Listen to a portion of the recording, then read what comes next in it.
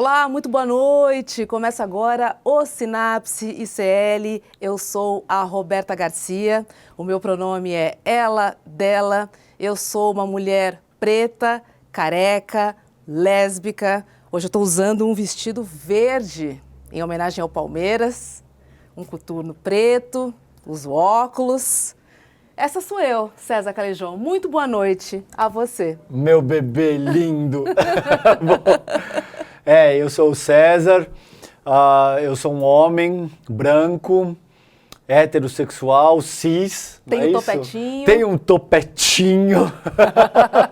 E eu estou usando uma calça jeans, uma camiseta preta com estampa, né? Maravilhosa a apresentação inclusiva do Sinapse ICL, porque hoje a gente vai receber o Pri Bertucci, que vai pintar na nossa tela agora.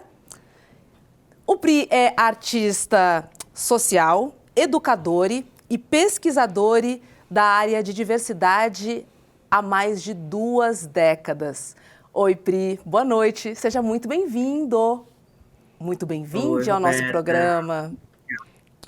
Obrigada, um prazer estar aqui. Oi, César, boa noite. Boa noite, Pri, prazer falar contigo. Vamos lá. Pri, eu te apresentei como educador e também pesquisador. Eu quero saber se eu acertei na minha introdução.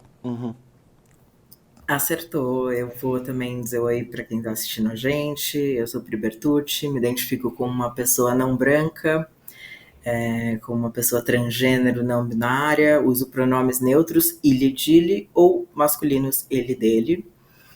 Também sou uma pessoa PCD e também estou usando um óculos preto, uma camisa em tons de amarelo, vermelho e preto, e estou no fundo branco. Essa é a forma, vamos dizer, mais adequada e mais inclusiva que a gente pode se apresentar hoje em dia, quando a gente vai começar qualquer tipo de reunião, apresentação. Eu acho que tem mais uma que eu gosto de fazer, que é o que eu chamo de reconhecimento da terra, ou Land Acknowledgement, né? Muito conhecido na comunidade queer na Califórnia. Então eu reconheço as nações Maniçoba, Japiúba, Tupis, Guaranis e Carijós como sendo os povos que ocuparam essa terra onde eu estou hoje, como sendo os verdadeiros cuidadores da terra no passado, no presente e no futuro.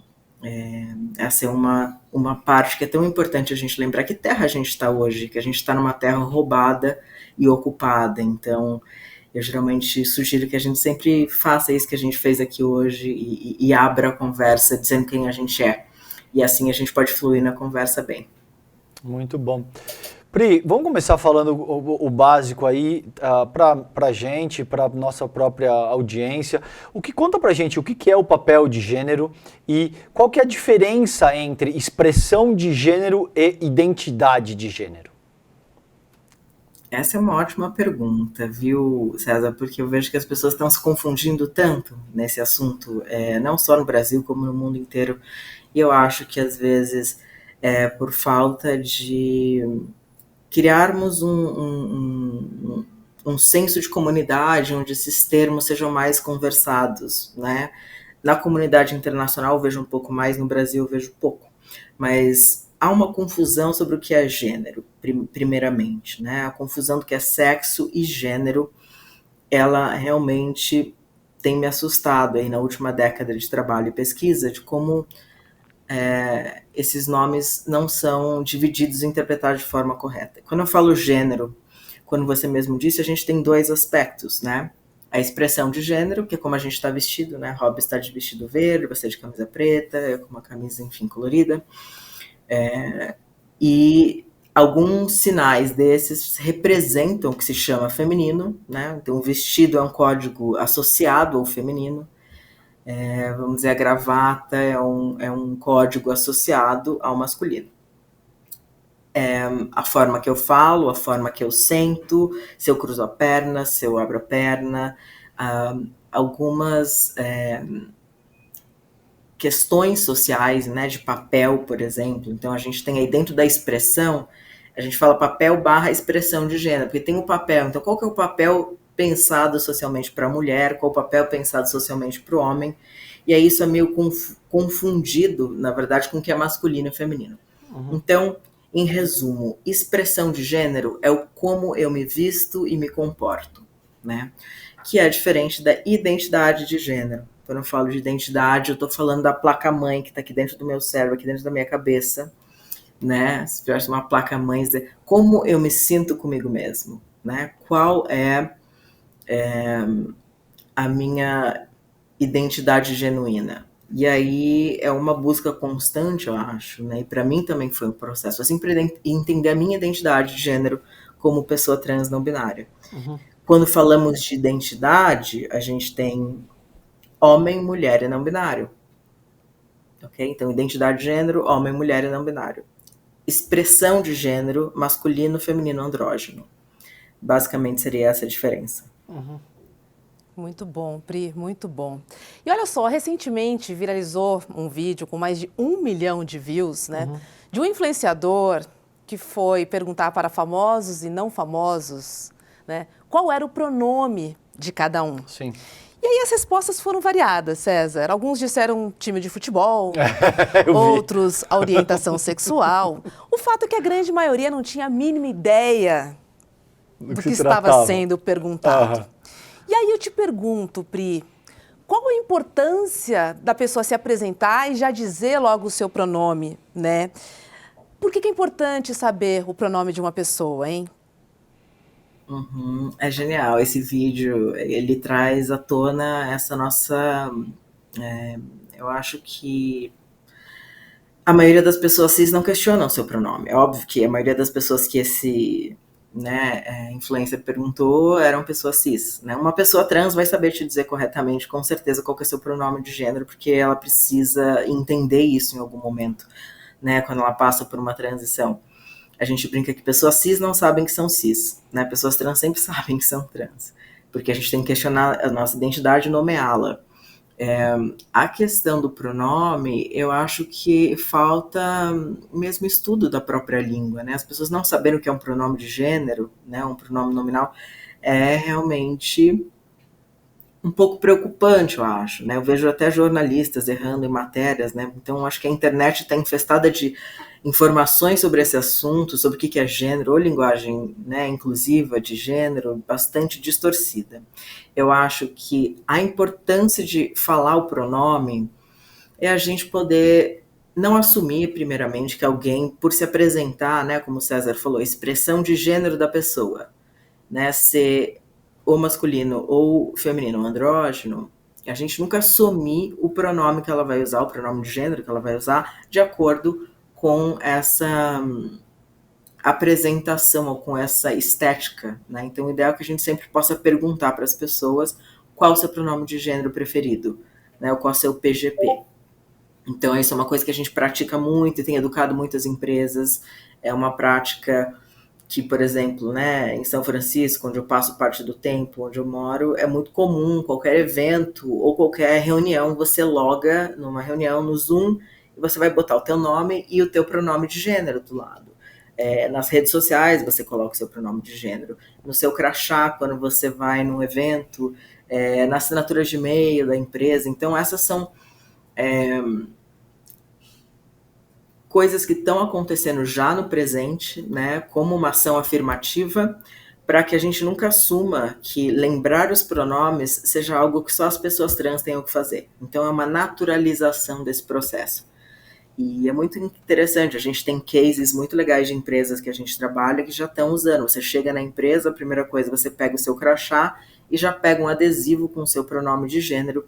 E a gente tem ajudado as empresas a fazer isso de forma inclusiva, né? E respeitando essas identidades, porque faz quantos, vamos dizer aí, pelo menos 500 anos que a gente vive uma realidade onde só existem 2 gêneros, né? Então, respeitar e entender a importância dos pronomes é saber que existem mais gêneros para além desses 2 mais conhecidos como homem e mulher.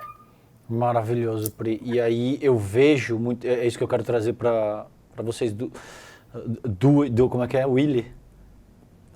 Willy é o Pri. Na linguagem neural. Duas. Você pode falar duas. Essa é a importância de trazer isso para a pauta, porque a gente vai se educando. O debate que eu quero trazer para vocês duas é o seguinte: a coisa não é uma discussão semântica, não é, como eu vejo, não é uma mera questão de linguagem. A discussão está no nível sociológico. E a linguagem é a interface que representa essa discussão no nível sociológico de forma mais ampla. Daí a importância do que a gente está debatendo aqui. Porque com frequência eu sinto que a direita, principalmente, reduz, como eles fazem com tudo, aliás, eles reduzem a complexidade do debate dizendo, a linguagem neutra é coisa de quem não tem mais o que fazer, isso não tem a menor importância. Quem quer não faz doutrinar usa a linguagem neutra. Esse tipo de coisa. Isso, né? E é óbvio que esse argumento surge ou por mau caratismo ou por ignorância de fato, porque a pessoa não entende como a linguagem é um aspecto absolutamente preponderante de como a vida se organiza. Você nem precisa ser lacaniano, tá? A questão não é essa, mas de muitas maneiras a linguagem é um fator muito preponderante de como as pessoas se organizam socialmente. E aí, Pri, você é a co-criadora do sistema ILE, I-L-E, que também é conhecido como linguagem neutra. Eu gostaria de ouvir um pouquinho, que você contasse para a gente como é que foi inventado, quando, como foi o processo de criação, um panorama, fazer um arrazoado desse sistema e da importância que ele traduz. Ótimo, vamos falar disso. Eu acho que, só comentando um pouquinho desse lugar que você falou, né?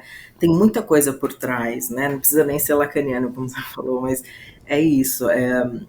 As palavras que a gente usa para se comunicar são mais que simples palavras, né? Elas são uma conexão direta com os nossos neurônios e a forma que a gente se organiza socialmente. Então, se eu mudo a minha forma de falar, eu mudo a minha forma de pensar, eu mudo a minha forma de agir, né? Então, eu acho que o poder que a linguagem neutra tem é trazer para o mundo, primeiramente, né, uma palavra, né? Como dizia Foucault, que não tem nome não existe, então uma palavra que nomeia algo que está para além da polarização, para além do preto e branco, do homem e mulher, direita e esquerda, né? Então este lugar do meio, né? Ou como se fala na comunidade internacional, point zero frequency, né? Uma frequência ponto zero, né? Uma frequência mais neutra. E então, saber que isso existe, primeiramente, é o que é mais fascinante em relação à linguagem neutra. Respondendo um pouco desse processo de criação, porque foi tão despretensioso, assim, né? Se eu for lembrar, realmente, assim, que estou olhando para cima para lembrar, realmente foi algo que aconteceu tão naturalmente, né? Eu não fazia ideia que ia tomar a proporção que tomou.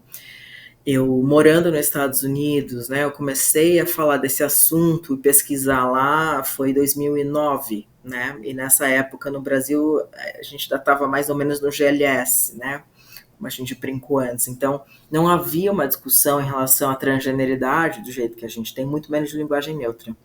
Então eu comecei a me identificar como pessoa não binária nos Estados Unidos nessa época, em 2010, 2011. Estava muito mais, vamos dizer, trabalhado esse assunto na comunidade.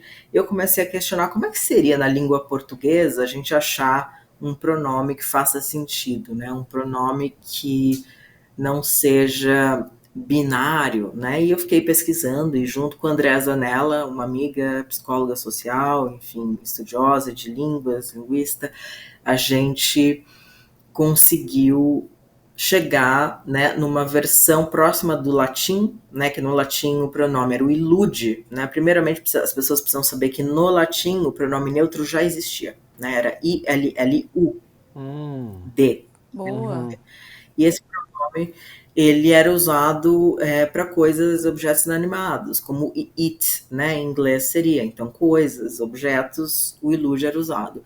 Então, com base na criação do ilude se cria o ile, de novo, começando com I, né, no início, L, e aí a gente sugere a terminação do E, não só no pronome, mas na palavra. Então a desinência E seria a forma ideal para português, vamos dizer assim, funcionar gramaticalmente. Existe uma matemática das palavras, vamos dizer assim, então pensando nessa forma gramatical e de que forma, não só na escrita, mas como flexionar tudo isso, né, na própria dicção de que se fala a língua portuguesa.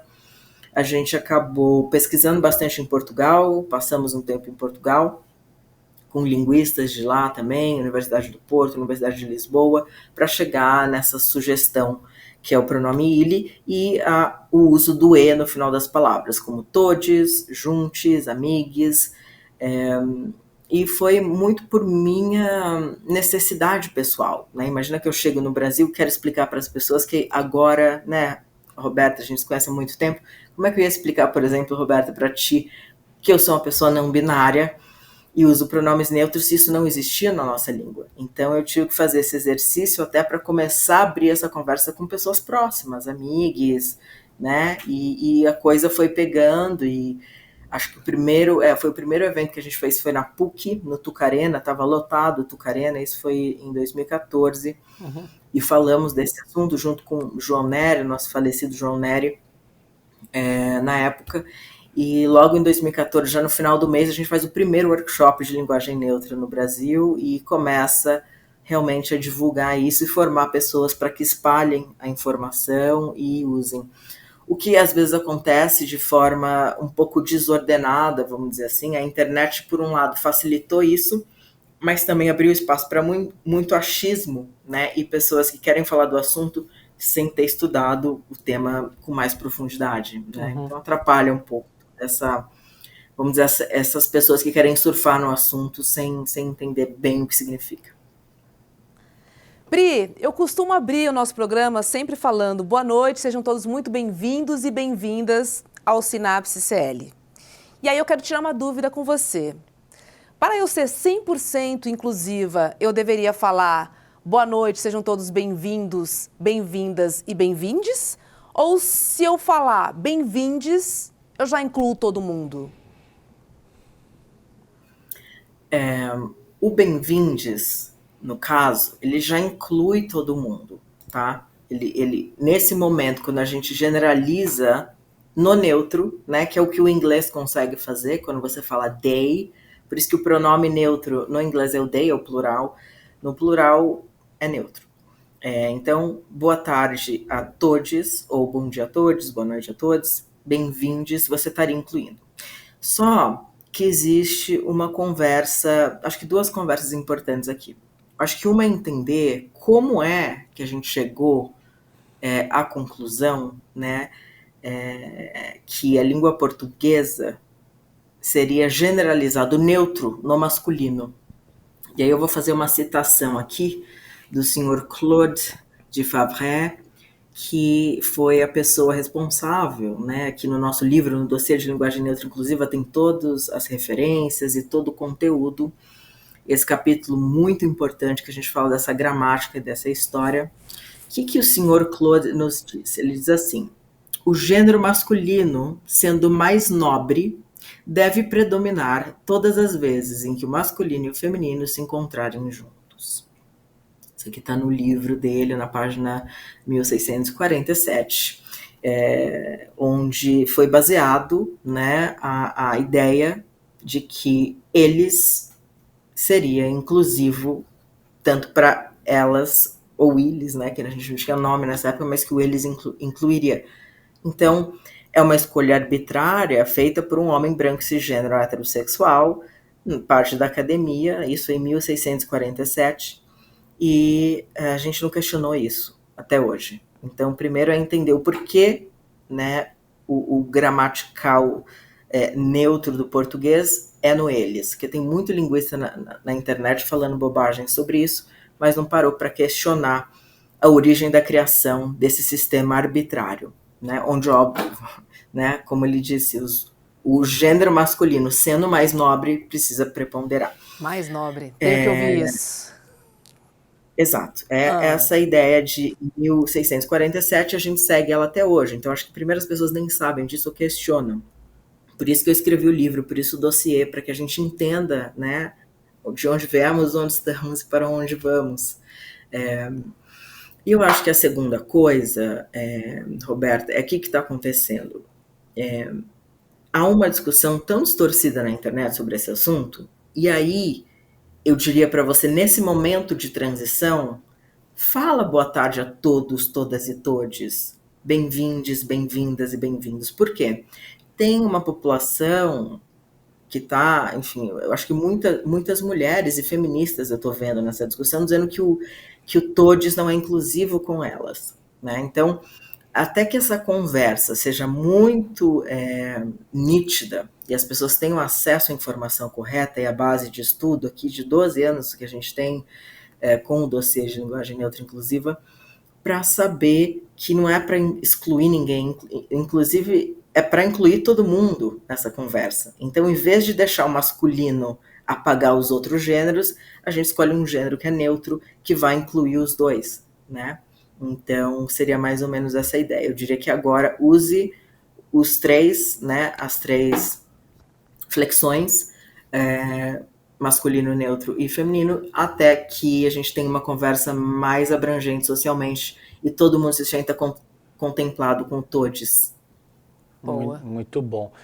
Pri, com base nisso, é evidente, fica claro perceber por que as pessoas que estão à direita no espectro político e ideológico rechaçam esse tipo de coisa.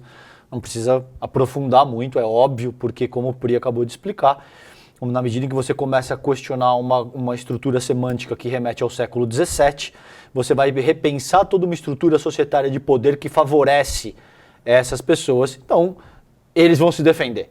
Eles vão dizer que isso é besteira, não faz o menor sentido, vocês estão perdendo tempo, é uma pauta cretina. Então é óbvio que as pessoas à direita se comportem dessa maneira. Mas a gente tem muita gente à esquerda no espectro político e ideológico também rechaçando a questão como se fosse algo supérfluo, como se fosse algo que não fizesse o menor sentido, como se a gente estivesse gastando energia e estivesse municiando a direita com coisas que podem ser usadas contra a gente. Por que você acha que isso acontece mesmo dentro do campo progressista?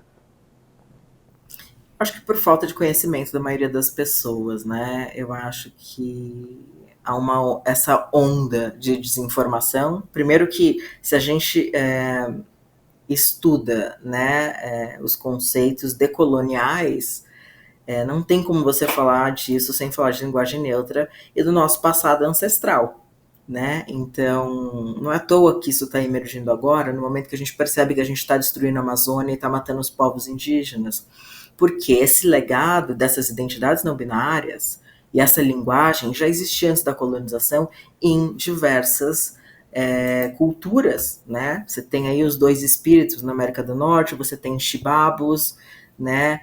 Você tem muxi no México. Então a gente tem uma série de povos, né? Até o bizus na Indonésia, tem uma série de povos que ainda continuaram a tradição e mantêm a cultura até hoje e não deixaram de uma forma tão extrema que esse legado da nossa existência enquanto humanidade fosse apagado pelo processo de colonização. Então, acho que a primeira coisa a levar em consideração é entender que a linguagem neutra não é uma invenção de pessoas na internet, que isso já existia.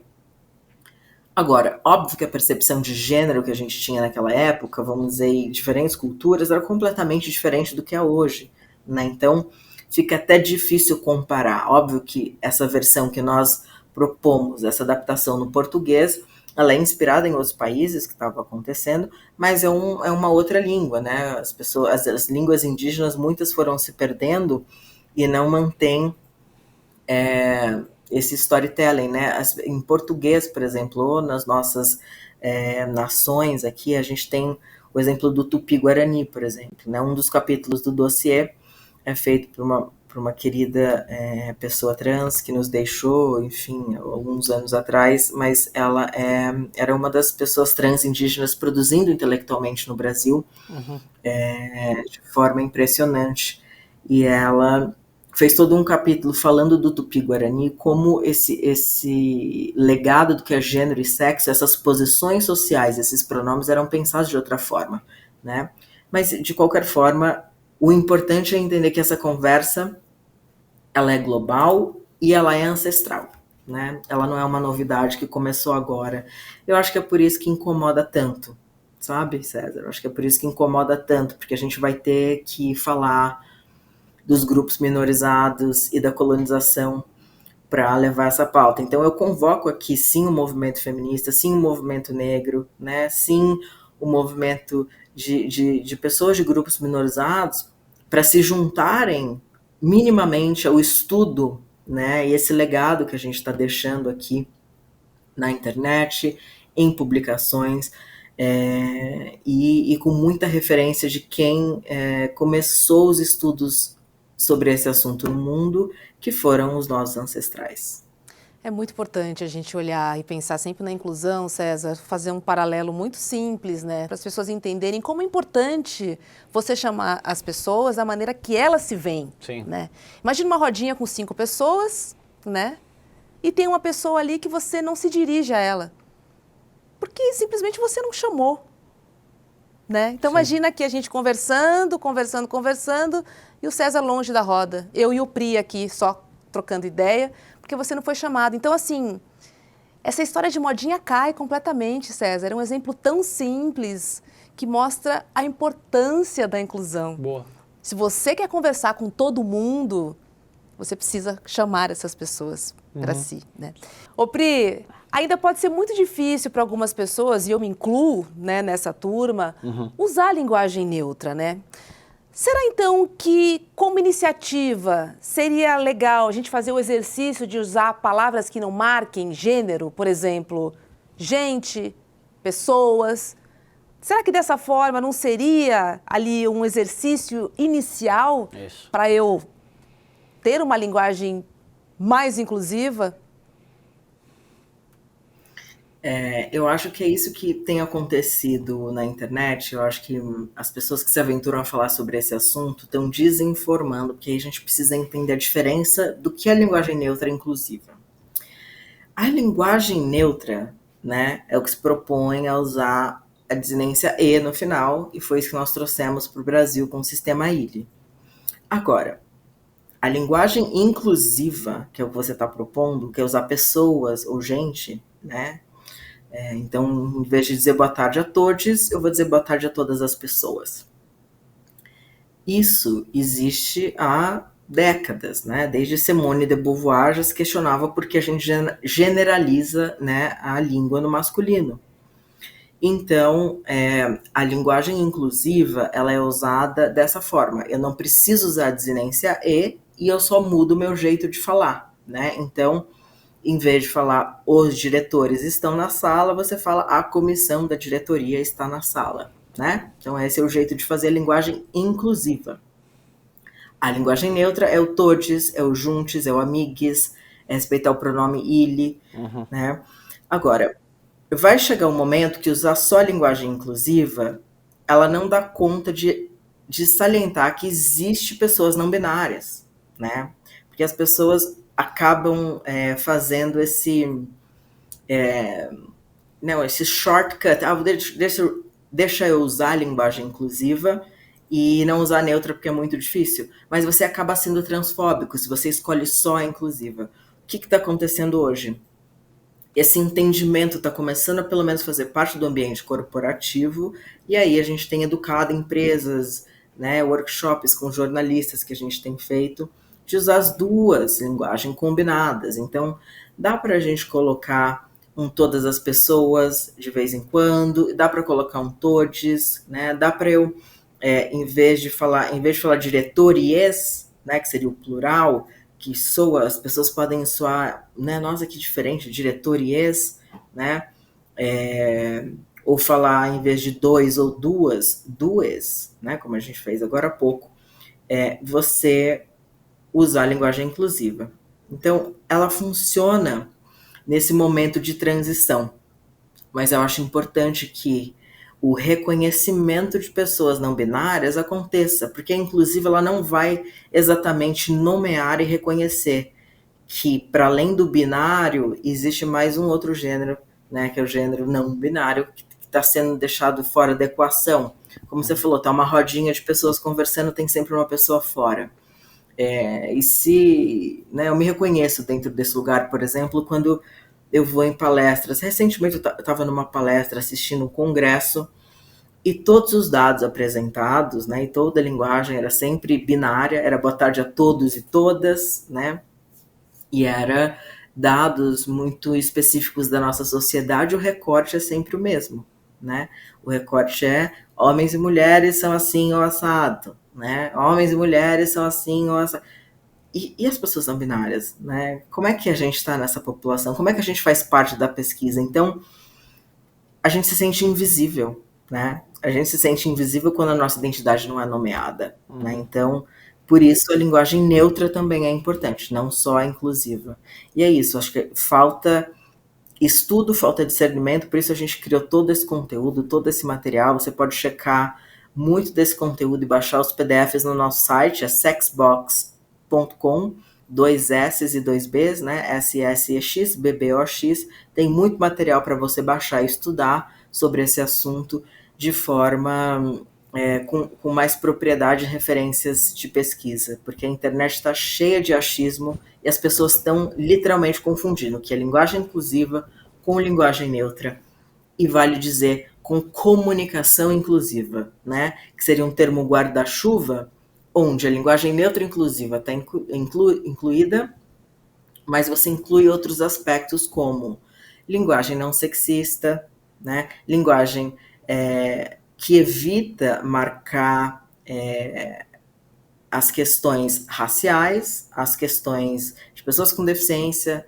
mulheres, né? Então, usar a palavra denegrir, por exemplo, não é aconselhável na comunicação inclusiva, né? A gente usa, sei lá, manchar a reputação, né? Usar judiação também não é legal, porque tem uma questão de pessoas judias. Então, a comunicação inclusiva leva em consideração todos esses pilares, todos esses aspectos, que é diferente da linguagem inclusiva. Eu acho que essa é a confusão que a gente está tendo semântica no meio hoje em dia. Uhum. Pri, vamos falar do acrônimo. A gente, isso evoluiu muito, né? Você falou, deu conta de como é que no começo isso era GLS, né? GLS. No meu tempo era só LGBT. Isso. E agora isso evoluiu muito, então passou agora pelo LGBTQIA+, agora está em LGBTQIAPN+, aqui no bastidor, antes da gente conversar, você estava explicando essa questão do N pra gente. Então eu queria duas coisas, eu queria que você explicasse o acrônimo, a importância do acrônimo em si, e eu gostaria de pensar aqui, e aí eu gostaria de te ouvir, se não existe a possibilidade de cunhar um único termo que dê conta de traduzir a riqueza da questão, sem que a gente precise cada vez acrescentar uma outra... letra, né? Porque chega um ponto em que isso cria um nível de complexidade e que torna difícil, principalmente que o cidadão que não estuda linguagem, que não é um doutor versado nesse tipo de ciência, adote isso com maior ênfase, né? Sim. Existe um termo já, César, que é o termo guarda-chuva usado, né? Você tem aí a maior parte do planeta usando, eu acho que menos na América Latina. No Brasil há um preconceito com esse termo, que eu acho que é porque ele é de língua inglesa. E eu questiono um pouco não, é em inglês, a gente não vai usar. Mas as pessoas estão falando, né? Estão falando boy, estão falando date, estão falando que tem um crush, né? Estão falando que tem um food truck, a drag queen, delete, sim, cringe, enfim. Os termos em inglês na nossa sociedade, principalmente na comunidade LGBTQIAP+, na comunidade trans, em inglês é vasto, mas há um preconceito com o termo queer, né? Porque este é o termo usado globalmente para se referir a todas essas letrinhas, né? Simplesmente usando o termo queer. É difícil, às vezes, falar em português, talvez, mas aí a gente aprende, abajur, sei lá, enfim, a gente cria jeitos de falar e as pessoas pegam. Tem uma versão, vamos dizer, abrasileirada do termo queer, que é K-U-I-R, queer, né? Funciona também escrever dessa forma. Agora, o termo queer, ele é usado como um termo guarda-chuva para o LGBTQIAP+, né? Você não fala comunidade LGBTQIAP+, em a maioria dos lugares do mundo. A maioria fala queer community, comunidade queer. Por quê? O queer ele é oposto ao cis-heteropatriarcado. Então, tudo que é oposto ao cis-heteropatriarcado literalmente entra dentro da letra Q de queer. Agora, queer é uma palavra polissêmica, né? Ela tem vários sentidos. E eu acho que é isso que está faltando aqui no Brasil, né? Porque no Brasil só chegou a teoria queer.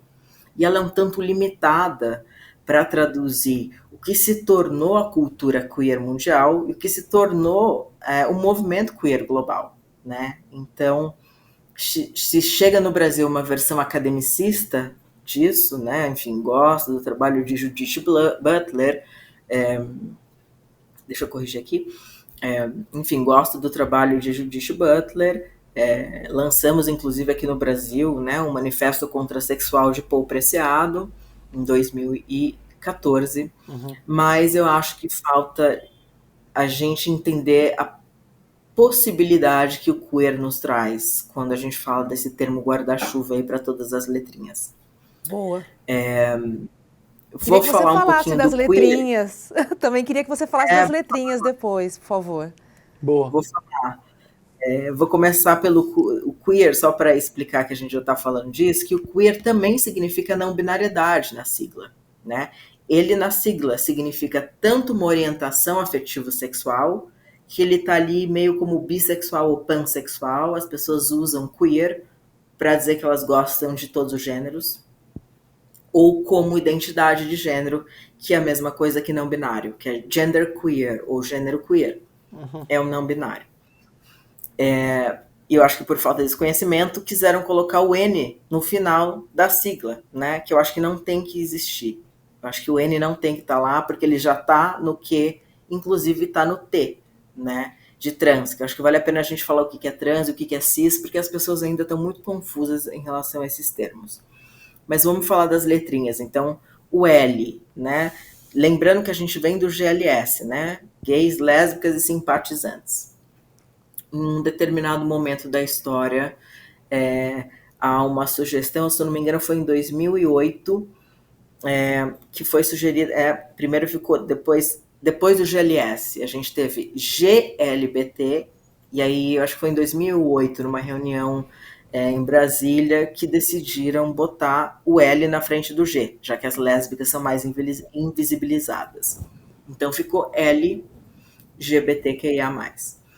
O L, lésbicas, G, gays, B, bissexuais, o T é de transgênero, travestis e transexuais, o Q de queer, o I de intersexo, o A de assexuais e o P de pansexuais.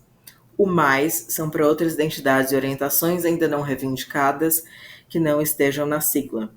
E aí vale dizer que a sigla ela tem as identidades e orientações afetivo-sexuais e condições, vamos dizer assim, mais predominantes. Por exemplo, assexuais. Vamos explicar rapidamente o que é assexuais, né? A gente teve aí novelas, recentemente da Globo, onde tinham personagens assexuais, que são pessoas que não necessariamente sentem atração sexual, né, por outras pessoas da forma convencional, da forma que a gente foi treinado socialmente. Só que dentro da sexualidade, a gente tem o que se chama de zona cinza, né? Então temos um monte de variações, temos sapiosexuais, autossexuais, demissexuais, né? Uma variedade de pessoas assexuais. Algumas sentem atração sexual quando estão apaixonadas, outras sentem quando não estão apaixonadas. Na sigla a gente só coloca o A. Eu não vou colocar sapiosexual, autossexual, demissexual, senão eu teria que colocar ainda mais letras, entende, César? Sim. Não faz sentido colocar subcategorias. Sim. Por isso, o T e o Q contemplam o N do não binário. Então é basicamente essa sigla que a gente tem hoje com... Peraí, eu vou refazer essa parte. Atualmente, em Nova York, a gente teve a comemoração aí dos 50 anos de Stonewall, alguns anos atrás, e oficialmente está se usando a sigla LGBTQIA+, até o A, né? Então é reconhecido internacionalmente até o A, porque a importância dizer que pessoas queer, intersexo e assexuais existem, né? Senão a gente não tem uma conversa um pouco mais complexa em relação a quem somos, né? E como a gente se representa dentro do que as pessoas chamam de sopa de letrinha, vamos dizer assim. Então a gente pode falar LGBTQIA+, que estamos contemplando todes, todas e todos, Pri? Eu acho que sim.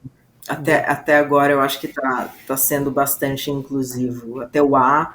O P é uma provocação que a gente fez. Acho que vale dizer que fomos nós do Instituto Sexbox que em 2014, 2015, trouxemos para o Brasil a sigla estendida, né? Porque aqui não se falava o QIAP+. Então eu digo, gente, é minha culpa. Vocês não gostam dessa letrinha, é nossa culpa. A gente trouxe essas pessoas de várias partes do mundo para discutir no Brasil. E foi recebido de uma forma ruim. Imagina que hoje ainda é, mas naquela época pouca gente da comunidade falou, vamos usar, realmente vamos mudar. Não, né? Foram uns 3 ou 4 anos até que começasse a pegar essa sigla. E a gente bateu nessa tecla porque começamos a discutir a intersexualidade, a sexualidade e a não binariedade no Brasil. Então esse é um pouco do nosso pioneirismo também, e nomear isso, né? Como eu disse antes, o que não tem nome não existe. Então até que todas essas identidades, orientações e condições sejam nomeadas, a gente vai ter, sejam reconhecidas, né? A gente vai ter que nomear cada uma delas.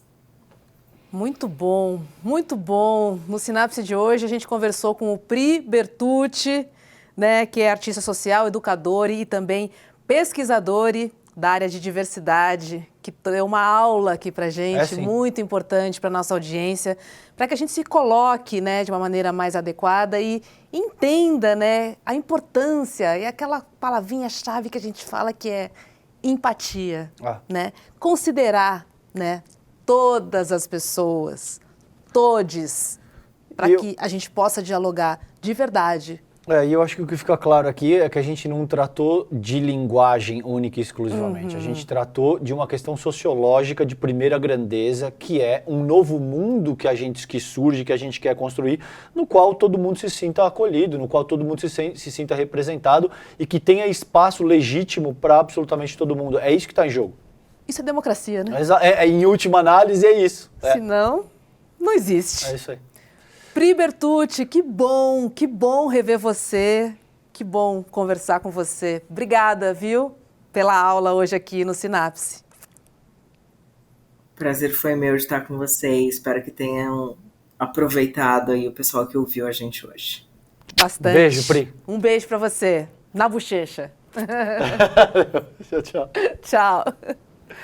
Bacana, né, muito legal. César? A gente sempre fala que tem uma aula no Sinapse.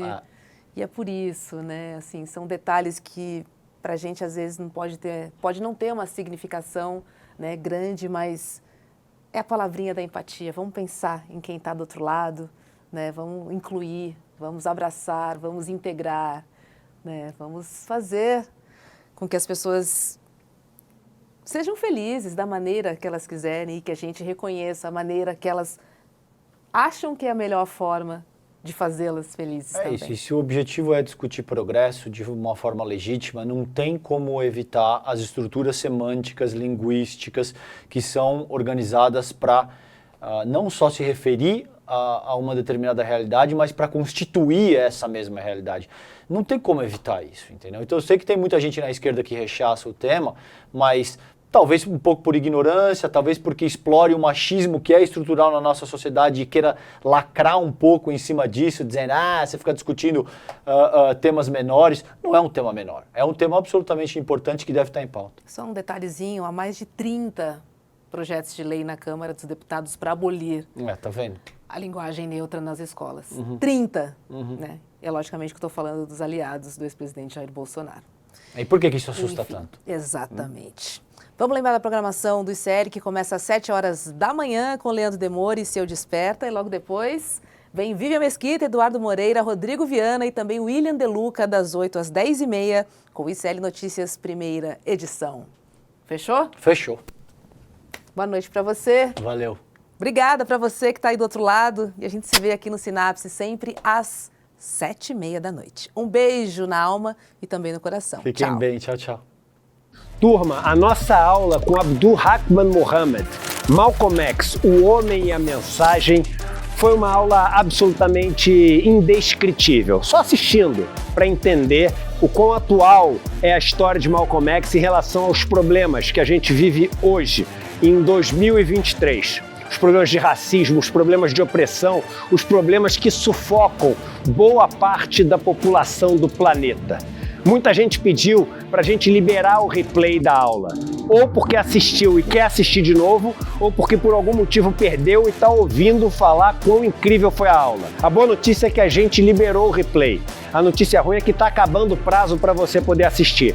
Clica agora então no link que vai estar junto com esse vídeo para você poder assistir esse replay e entender do que eu estou falando. Malcolm X, o homem e a mensagem. Uma aula histórica que você não pode deixar de assistir. Vamos lá!